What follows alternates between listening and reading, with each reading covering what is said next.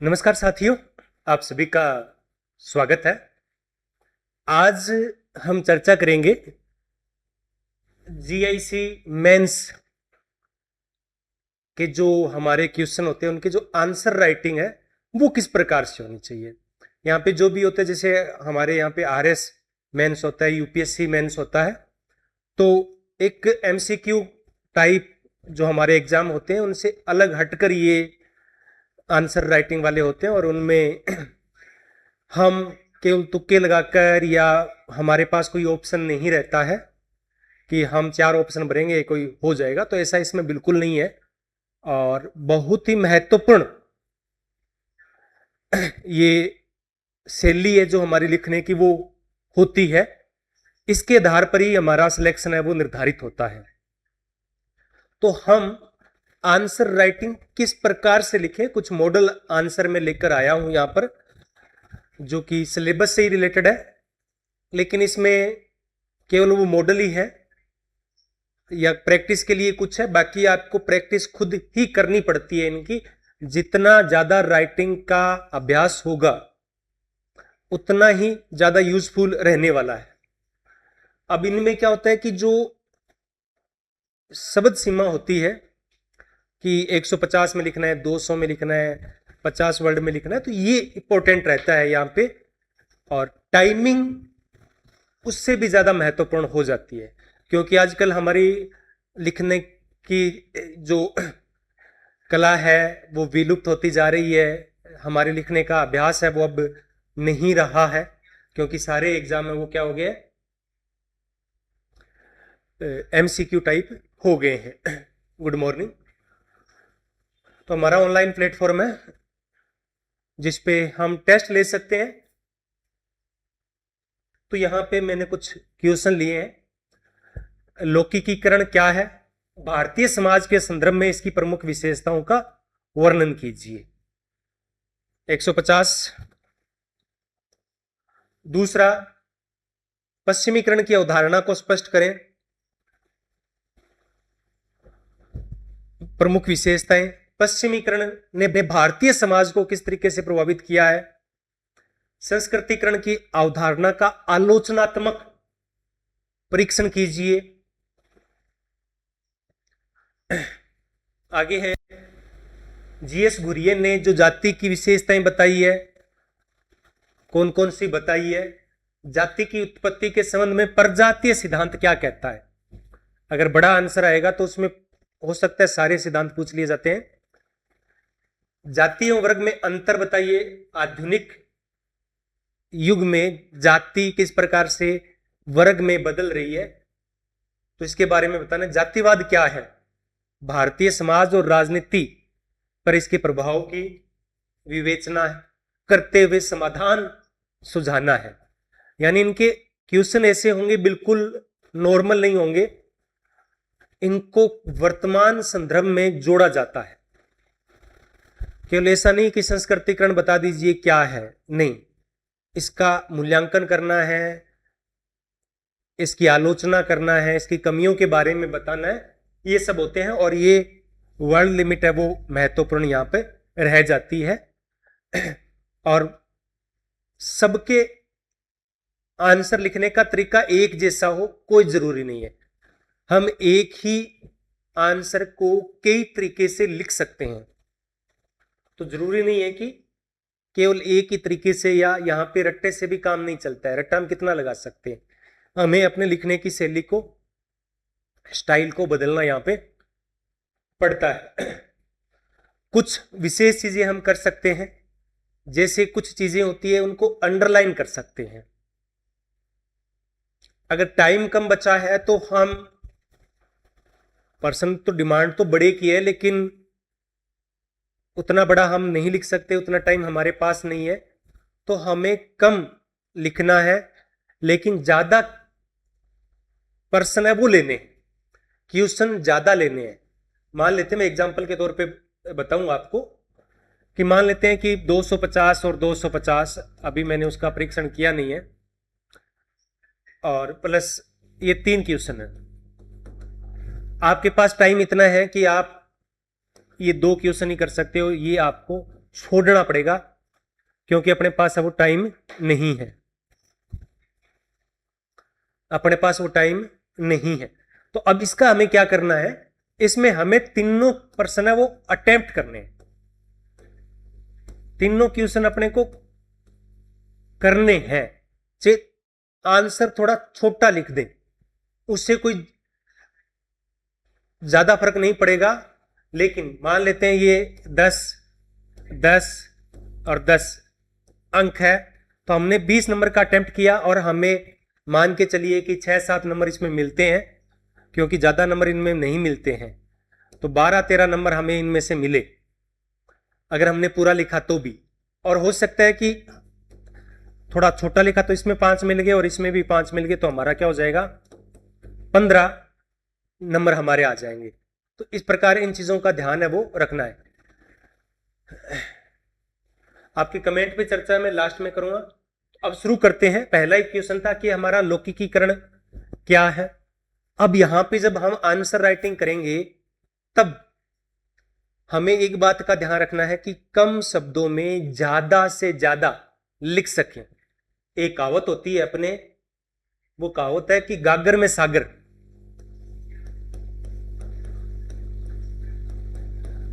यहां पे गागर में सागर भरने वाली बात है कि कम शब्दों में हम कितनी चीजों को कवर कर पाते हैं। तो ये आपको ध्यान रखना है कि ज्यादा से ज्यादा पॉइंट्स, ज्यादा से ज्यादा उसके आयाम, डायमेंशन शामिल करने हैं, केवल एक डायमेंशन को लेकर नहीं चलना है। ठीक है। दूसरा है अंडरलाइन आप कर सकते हैं। आप कुछ विशेष चीज को अलग तरीके से दर्शा सकते हैं। वहां पर कई तरीके हो सकते हैं किसी चीज को लिखने के, जैसे टेबल बना दी, पूछ लिया सकारात्मक और नकारात्मक प्रभाव बताइए, तो हम यहां पे सकारात्मक और नकारात्मक प्रभाव बता सकते हैं इस प्रकार से टेबल बनाकर। तो अभी मैं कुछ क्वेश्चन मैंने ऐसे लिए हैं। इसके अलावा हम, अगर आपको लगता है कि डायग्राम आपको अच्छे तरीके से बनाने आते हैं, तो आप किसी एक बिंदु के अलग अलग आयाम है इस प्रकार से चित्र भी बना सकते हैं। जैसे कि प्रश्न आ जाता है भूमिका पुंज किसे कहते हैं, तो आप यहां पे एक पोस्ट का नाम दे दीजिए और उसके साथ में ये लिख दीजिए, तो आपने बहुत कम शब्दों में भूमिका पुंज के बारे में बता दिया है। तो इस प्रकार से हम कई तरीके से आंसर राइटिंग है वो कर सकते हैं, लेकिन ये सब बोलने से नहीं आएगा, इसकी प्रैक्टिस बहुत ज्यादा महत्वपूर्ण है। तो लौकिकीकरण क्या है? तो लौकिकीकरण एक प्रक्रिया है, तो एक सामाजिक प्रक्रिया है जिसमें अलौकिक, धार्मिक और प्रथागत जो व्यवहार है उनमें धीरे धीरे तार्किकता का समावेश होता है। लौकिकीकरण क्या है? धार्मिकता का स्थान जब तार्किकता ले लेती है तब उसे हम लौकिकीकरण कहते हैं। ये कंसेप्ट किसने दिया? एमएन श्रीनिवास ने social change in modern India में 1966 में दिया था, और इसमें उन्होंने भारतीय समाज में हो रहे परिवर्तनों को समझाया था। अब लौकिकीकरण की प्रमुख विशेषताएं क्या है? अब यहां पे जो मैं कह रहा था ना कि चीजों को हम सॉर्ट भी कर सकते हैं। अब पहला पॉइंट है धार्मिकता में कमी। अगर आपके पास टाइम नहीं है ना, तो ये आप केवल इतना लाइन लिख के छोड़ दीजिए। अगर आप पूरा नहीं लिख सकते तब भी हमारे लिए ये ज्यादा लाभदायक है वो रहने वाला है। अगर टाइम है, बड़ा क्वेश्चन अपने को लिखना है, पूरे नंबर प्राप्त करने हैं, तो फिर उसका डिटेल भी अपने को देना पड़ेगा। तो जैसे कि जीवन के विभिन्न क्षेत्र हैं, शिक्षा, विवाह, व्यवसाय, कानून आदि में धार्मिक नियंत्रण का ह्रास होना। हाँ, कुछ जो हमें शब्दावली का चयन करना है वो कुछ अलग हटकर हो। वो ध्यान आकर्षित करे। एक सामान्य शब्दावली की बजाय कुछ, जैसे एक होता है कमी और एक होता है हरास, तो इस प्रकार से कुछ विशेष शब्दावली का यूज है वो हम यहां पे कर सकते हैं। अब एग्जाम्पल देना चाहें तो दे सकते हैं। साथ में हम संविधान को, कोई एक्ट को, किसी बड़े व्यक्ति के स्टेटमेंट को, किसी जजमेंट को कोट करते हैं तो हमारे आंसर और ज्यादा परफेक्ट हो जाते हैं, उनमें और ज्यादा नंबर मिलने की संभावना है वो बन जाती है। तो जैसे कि अब हमारे कानून भी क्या हो गया, विवाह धार्मिक ना रहकर एक सामाजिक अनुबंध बन गया है। तार्किक चिंतन में वृद्धि, तो घटनाओं की व्याख्या कार्य कारण संबंधों और वैज्ञानिक दृष्टिकोण से की जाने लगी है और संविधान भी ऐसा ही कहता है। आर्टिकल 51A में जो हमारा मौलिक कर्तव्य है। विभेदीकरण, तो समाज में अब क्या हो गया कि जब एक ही धर्म के लोग मानते हैं, धार्मिक विश्वासों को मानते हैं, तो उनमें समानता होती है, उनका जो रीति रिवाज होंगे वो एक जैसे होंगे। लेकिन जब रीति रिवाज नहीं होंगे, धार्मिक नियंत्रण में कमी आएगी, तो चीजों में, संस्थाओं में विभेदीकरण आएगा। तो समाज के राजनीतिक, सांस्कृतिक, कानून, आर्थिक पहलुओं का धर्म से पृथक है वो विकास इसमें हो जाता है, चीजें अलग अलग हो जाती है। प्राचीन समय में क्या था कि धर्म और राजनीति एक ही थी, लेकिन अब क्या, चीजों को जैसे जैसे लौकिकीकरण आ रहा है, इनका पृथककरण है वो होता जा रहा है। तो राज्य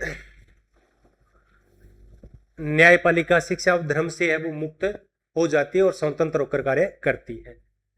पवित्रता और अपवित्रता की धारणा का ह्रास होना और खान पान संबंधी प्रतिबंधों में स्थिरता आती है, और नगरीकरण से तो इसमें और ज्यादा वृद्धि हुई है। तो ये 150 का हो सकता है। अब इसको आप अगर 50 वर्ड में आपके पास टाइम कम है, तब आप इसे केवल ये आप पॉइंट है वो ही लिख सकते हैं।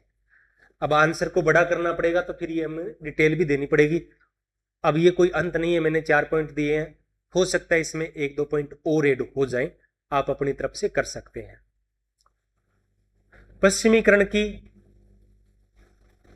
विशेषताएं, तो एमएन श्रीनिवास ने ब्रिटिश शासनकाल के 150 वर्षों के दौरान जो परिवर्तन आए, उन परिवर्तनों के लिए पश्चिमीकरण शब्दावली का यूज किया। अब मेन चीज यहां पर ये, अब आप पश्चिमीकरण ये कहो कि देख आज का युग बड़ा बदल रहा है, पश्चिमी सभ्यता भारतीय संस्कृति पे हावी होती जा रही है, तो खान पान में, रहन सहन में, पहनावे में हर चीजें बदल रही है, तो इस बदलाव को हम संस्कृतिकरण कहते हैं, सॉरी पश्चिमीकरण कहते हैं। तो ये आंसर अधूरा होगा। अधूरा ये होगा क्योंकि आपने पश्चिमीकरण और आधुनिकीकरण को मिक्स कर दिया। किसने दी, क्यों दी, main point, to the point अपने को चीजें लिखनी है। अब इसके परिणाम स्वरूप भारतीय समाज की संस्थाओं, विचारधारा, मूल्यों, तकनीकों में आए परिवर्तनों को ये व्यक्त करती है। अब इसकी विशेषताओं में फिर वही बात आती है कि आप इसको अंडरलाइन कीजिए, थोड़ा सा अलग दिखाइए, क्योंकि जब हम व्याख्या करते हैं और पॉइंट्स लिखते हैं तो पॉइंट्स अलग से दिखने चाहिए। नैतिक रूप से तटस्थ अवधारणा है ये अच्छे बुरे का निर्धारण इससे नहीं होता है। मानवतावाद और तार्किकता पर आधारित है ये। मानवतावाद इसका प्रमुख तत्व है पश्चिमीकरण का। लौकिकीकरण नैतिक रूप से तटस्थ नहीं है, लेकिन ये नैतिक रूप से तटस्थ है, धर्मनिरपेक्षता है, समानता है, तार्किकता है, इसके ये मूल तत्व है। समानता और अधिकारों के प्रति जागरूकता इससे आ रही है। राष्ट्रीय भावना का उदय, तो ये जो रेल, डाक, प्रेस जो भी है, ये सब ब्रिटिश शासन की देन है। और अंग्रेजी शिक्षा भी उन्हीं की देन है और उससे जागरूकता है वो आ रही है, राष्ट्रीय भावना का उदय हो रहा है। धर्मनिरपेक्ष शिक्षा पद्धति, तो अंग्रेजी शिक्षा पद्धति आई जो मैकाले की, वो धर्म से अलग थी। अब 1835 की थी। आलोचनात्मक पक्ष क्या है कि ये संकुचित अवधारणा है, ये केवल ब्रिटिश प्रभावों के बारे में ही बताती है, ये सांस्कृतिक परिवर्तनों की तो व्याख्या करती है, ये संरचनात्मक परिवर्तनों की व्याख्या नहीं करती है। फिर निष्कर्ष हम इसको देख सकते हैं। अब इसमें बड़ा आंसर राइटिंग होती है तो इसके 3 पार्ट होते हैं। एक भूमिका होती है, 3 पार्ट होते हैं। अगर थोड़ा बड़ा आंसर लिखेंगे तो हम, पहला होता है भूमिका, दूसरा उसका मुख्य भाग, और तीसरा उसका निष्कर्ष। अब निष्कर्ष लिखो या ना लिखो, लेकिन लास्ट में अपने खुद के स्टेटमेंट, उस आंसर को ओपन छोड़ देना है कि ये भविष्य के गर्भ में छिपा है, इसका आंसर क्या होगा, या उस जो भी आपने आंसर लिखा है उसका स्वयं की लैंग्वेज में कुछ निष्कर्ष है वो प्रस्तुत करना होता है। एग्जाम्पल के तौर पर कि ये पश्चिमीकरण है वो सामाजिक परिवर्तनों संकुचित है, लेकिन फिर भी ये परिवर्तन को दर्शाती है और आधुनिकीकरण का मार्ग है वो प्रस्तुत करती है। आगे है पश्चिमीकरण का भारतीय समाज पर प्रभाव। अब प्रभाव है, मैं कह रहा था ना कि बहुत सारे आयामों को शामिल करना है। ये आयाम क्या होते हैं, जैसे कि इसका बौद्धिकता, तार्किकता, धर्मनिरपेक्षता, शिक्षा, परिवार, जाति, धर्म, कला, भाषा, वेशभूषा, ये सब आयाम हैं, समाज के विभिन्न पक्ष हैं। तो आपको ये जरूर ऐड करना है कि ये से नहीं लिखेंगे कि इससे समाज में परिवर्तन हो रहा है, नहीं, इससे समाज की इन इन संस्थाओं में, इन इन घटनाओं में परिवर्तन हो रहा है। समाज के सामाजिक, आर्थिक, राजनीतिक पक्ष में परिवर्तन है वो हो रहा है। इन चीजों का समावेश है वो हम जरूर करेंगे।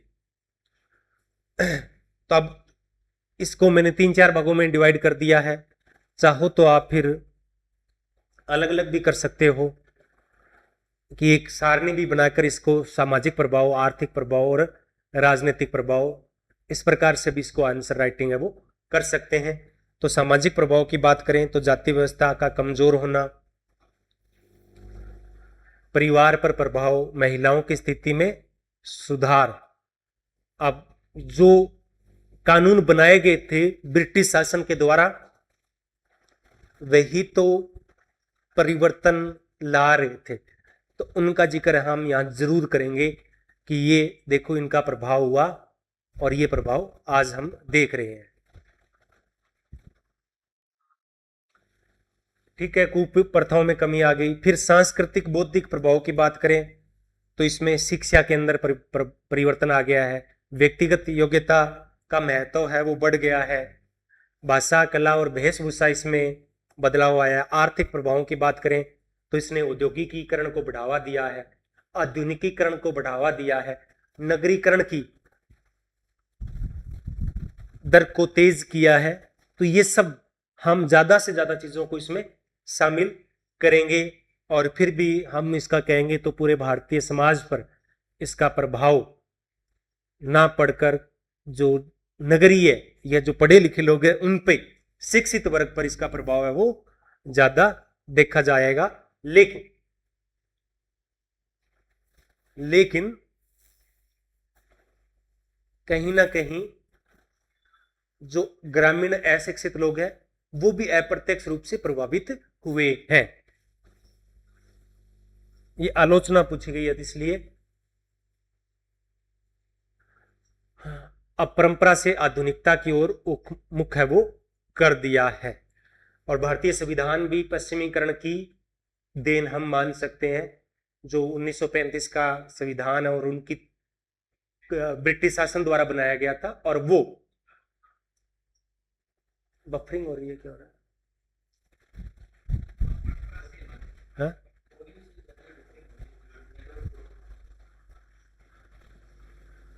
संस्कृतिकरण की आलोचना। संस्कृतिकरण एमएन श्रीनिवास द्वारा दिया गया, और इसकी छोटा सा परिचय देते हुए सिर्फ हमें आलोचना पे नहीं पहुंचना डायरेक्ट, उसका थोड़ा सा इंट्रोडक्शन देते हुए उसकी आलोचना करनी है। उसका 2 लाइन के अंदर हम परिचय देंगे कि ये जो एमएन श्रीनिवास ने कहा था कि कोई निम्न जाति अपने से उच्च जाति का करती है, लेकिन इस अवधारणा की कई आधारों पर आलोचना है वो की जाती है। संरचनात्मक नहीं, केवल स्थितिक परिवर्तन है। डी.एन. मजूमदार। अब ये कोई भी किसी का स्टेटमेंट हो तो उसको कोट करेंगे तो आंसर बहुत अच्छा रहेगा, उसकी सार्थकता है बहुत ज्यादा बढ़ जाएगी। क्या दिक्कत आ रही है?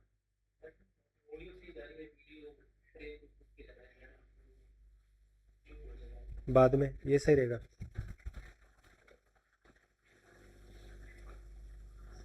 असमानता का औचित्यकरण भी असमानता है, इसको स्वीकार कर लिया है। हमने स्वीकार कर लिया है कि उच्च संस्कृति, उच्च जातियों की संस्कृति उच्च होती है, बल्कि संस्कृति क्या होती है? संस्कृति सापेक्ष होती है। कोई संस्कृति उच्च या निम्न नहीं होती है, संस्कृति संस्कृति होती है। ये जटिल और अस्पष्ट अवधारणा है। ये संदर्भ समूह का उदाहरण मात्र है, बी कुपुस्वामी।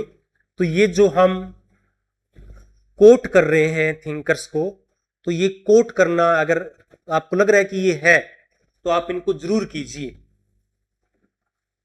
कोट है, आपको जरूर करना चाहिए, लेकिन साथ में जब आलोचना की जाती है तो थोड़ा सा उसको समायोजित करते हुए, उसको संतुलित करते हुए ये भी बताना है कि आलोचना तो की गई है, काफी हद तक सही है, लेकिन पूर्ण रूप से ये आलोचनाएं सही नहीं है।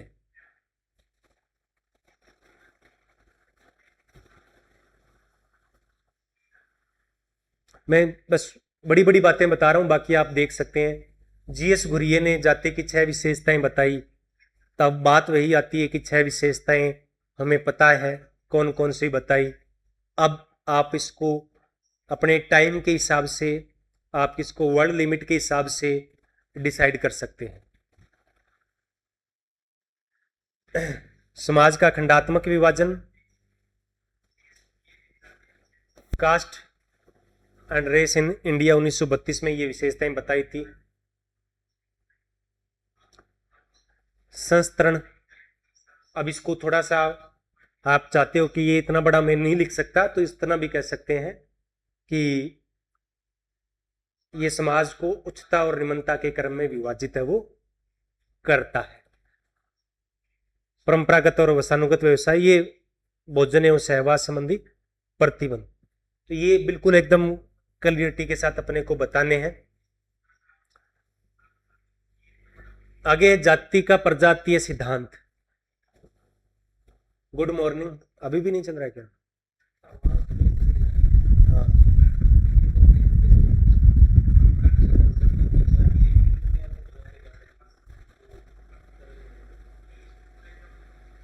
तो ये सबसे पहले हर्बर्ट रिजले के द्वारा दिया गया था। GS Ghurye, DM. Majumdar, NK. Roy, क्रोबर इसके समर्थक हैं। सबसे पहले रिजले ने इसे विभिन्न प्रजातियों का मिश्रण और अनुलोम विवाह,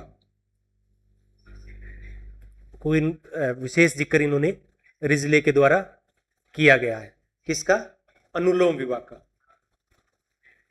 तो इससे, और इन्होंने विशेष तौर से जो प्रजाति दिया तो प्रजाति की पहचान है वो शारीरिक संरचना से होती है। तो इन्होंने नाक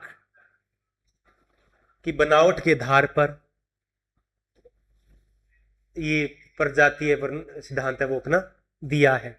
मजूमदार, तो मजूमदार ने आर्य जाति में स्त्रियों की कमी को विशेष महत्व दिया है। जीएस घुरिये ने इंडो आर्यन को यहाँ का दास माना और इन्होंने धार्मिक पवित्रता को विशेष महत्व है वो दिया है। आलोचना भी इस सिद्धांत की जाती है। कोई भी सिद्धांत सर्वमान्य नहीं होता है। तो इसमें जो अन्य सिद्धांत है तो उनको शामिल नहीं किया गया है। जाति के जो अन्य सिद्धांत है जैसे धार्मिक सिद्धांत है, व्यवसायिक सिद्धांत है, राजनीतिक सिद्धांत है, ये भी जातियां हैं। अब ये नहीं बताते ये प्रजातीय सिद्धांत कि वर्ण तो 4 है, जातियां इतनी कैसे हो गई, हजारों की संख्या में जातियां कैसे बन गई, इसका जवाब है वो ये नहीं देता है। फिर भी जितने भी सिद्धांत हैं उनमें सबसे अधिक यही मान्य है। आगे जाति एवं वर्ग में अंतर, जाति एवं वर्ग में अंतर। अब इसमें मैंने शामिल किया है, लेकिन इसमें भी अगर आपको बहुत छोटा आंसर लिखना है तब आप इसको डायरेक्ट इस पे टेबल पे आ सकते हैं। अगर आंसर बड़ा लिखना है तो छोटी सी यहां पे भूमिका लिखनी है। क्या लिखनी है? यहां पे भूमिका लिखनी है 2-3 लाइन के अंदर, और लास्ट में निष्कर्ष देना है। अगर छोटा आंसर है, टाइम कम है, तो फिर आप डायरेक्ट टेबल पर आ सकते हैं। तो ये जन्म पर आधारित है और ये अर्जित है, ये बंद है, ये खुली व्यवस्था। यहां पे आधार बताने की अंतर, किस आधार पर हम अंतर कर रहे हैं। परिस्थिति प्रदत्त है, अर्जित है, भेदभाव पूर्ण है, उसमें तुलनात्मक रूप से कम भेदभाव होता है। इसका धर्म विशेष से संबंध है, वो धर्मनिरपेक्ष है। इसमें प्रतिबंध होते हैं, इसमें बहुत कम प्रतिबंध होते हैं। ऐसा नहीं है कि वर्ग में भी प्रतिबंध नहीं होते, वर्ग में भी प्रतिबंध होते हैं अघोषित रूप से। योग्यता की बात करें तो इसमें व्यक्तिगत योग्यता महत्वहीन होती है, इसमें निर्णायक होती है। परिवर्तन संभव नहीं है, उसमें परिवर्तन है। ये ग्रामीण क्षेत्रों में है, वो नगरीय क्षेत्रों में है। ये वसानुगत व्यवसाय होता है, इसमें व्यवसायिक स्वतंत्रता होती है। इस प्रकार से मैंने कुल 10 पॉइंट्स लिखे। तो जितने ज्यादा हम पॉइंट्स लिखेंगे, जितने ज्यादा आयाम को हम शामिल करेंगे, उतना हमारा आंसर अच्छा रहेगा। मैं थोड़ा क्लास को, अभी और क्वेश्चन थे लेकिन नेटवर्क इश्यू की वजह से क्लास है वो प्रॉपर नहीं हो पा रही है। तो अगली क्लास में हम जो बड़े आंसर हैं और जो छोटे आंसर, आज मैंने मीडियम आंसर लिए हैं, तो उन पे हम चर्चा करेंगे।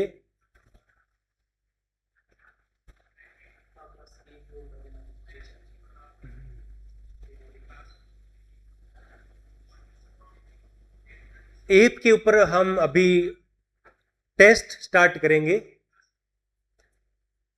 इसके जो पैटर्न है हमारा, और जो आपकी कमियां रहेगी उन कमियों के बारे में हम चर्चा करेंगे। ठीक, आज सही से नहीं चल रहा है इसलिए क्लास है वो मैं यहीं समाप्त कर रहा हूं। धन्यवाद।